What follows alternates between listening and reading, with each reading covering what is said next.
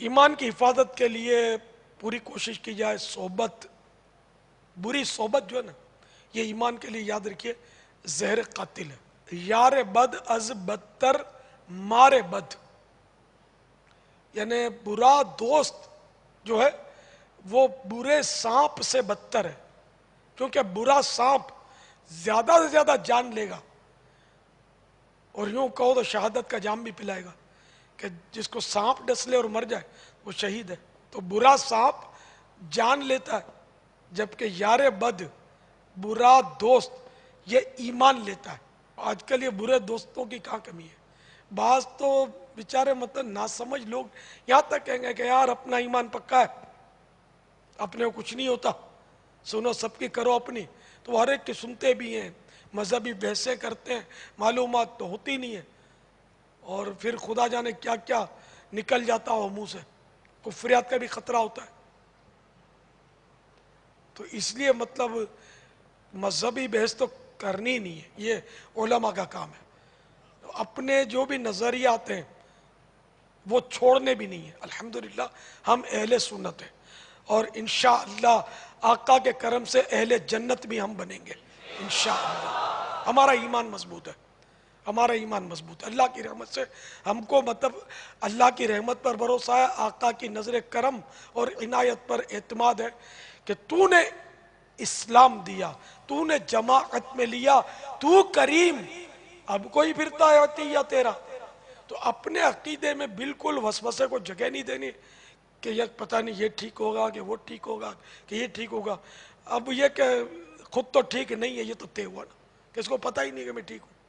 تو یہ کہ ہم الحمدللہ ٹھیک ہے، ہم دعوت اسلامی والے الحمدللہ ہم ٹھیک ہیں، ہم اہل سنت ہیں، ہم صحابہ کرام کے ماننے والے، ہم اولیاء کرام کے ماننے والے ہیں، الحمدللہ ہم ٹھیک ہیں.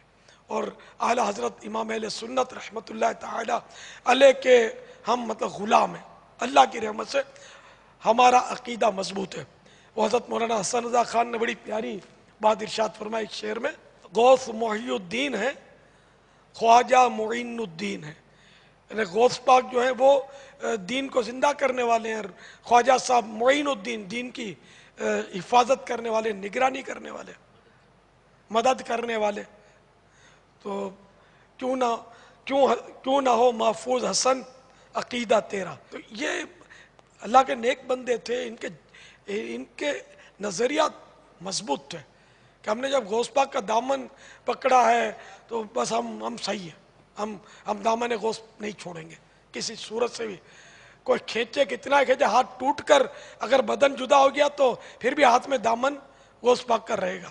یہ ہم لپٹے رہیں گے انشاءاللہ انشاءاللہ عز و جل. کفریہ کلمات کے بارے میں سوال جواب صفحہ 674 پر، ملفوظات اعلی حضرت صفحہ 311 پر، شہزادہ اعلی حضرت تاجدار اہل سنت حضور مفتی اعظم ہند مولانا مصطفیٰ رضا خان علیہ رحمت الرحمن فرماتے ہیں، ایک روز بعد فراغ نماز عشاء لوگ دست بوس ہو رہے تھے. اس مجمع میں سے ایک صاحب نے حضور اعلی حضرت کی خدمت بابرکت میں عرض کی، حضور میں ضلع ہوشنگ آباد کا رہنے والا ہوں، مجھے حضور کی جبل پور تشریف آوری کی ریل میں خبر ملی، لہذا ڈاک سے صرف دعا کے واسطے حاضر ہوا ہوں کہ خداوند کریم عز و جل ایمان کے ساتھ خاتمہ بالخیر کرے.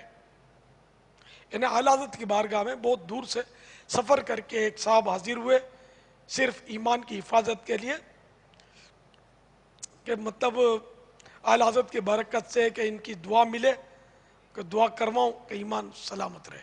تو حضور یعنی اعلی حضرت نے دعا دی اور ارشاد فرمایا 41 بار صبح،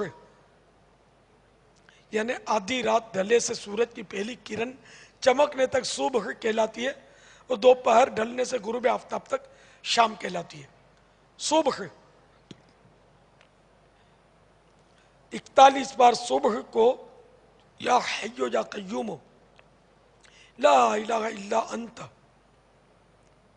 اول و آخر درود شریف، نیز سوتے وقت اپنے سب اورات کے بعد سورہ کافرون روزانہ پڑھ لیا کیجئے. اس کے بعد کلام یعنی گفتگو وغیرہ نہ کیجیے. ہاں اگر ضرورت ہو تو کلام یعنی بات کرنے کے بعد پھر سورہ کافرون تلاوت کر لیجیے کہ خاتمہ اسی پر ہو، یعنی اختتام آخری کلام یہ سورہ کافرون ہو. انشاءاللہ عز و جل خاتمہ ایمان پر ہوگا. اور 3 بار صبح اور 3 بار شام اس دعا کا ورد رکھیے. اللہم انا نعوذ بک من ان نشرک بک شیئا نعلمہ ونستغفرک لما لا نعلمہ. یہ ساری دعائیں شجر قادریہ رضویہ میں بھی غالباً ہیں، شجر قادریہ رضویہ میں.